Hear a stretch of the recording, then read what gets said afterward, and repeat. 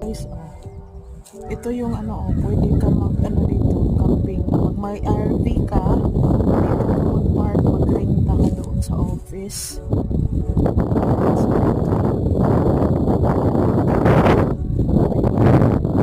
Isang camping katulad ng ganyan, RV camping. Ayan, green na, diba? Maganda na.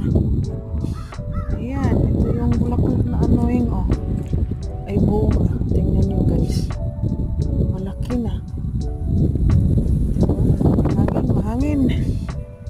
Mahangin siya. Ayan, diba? Green na. Daming uwak pa rin.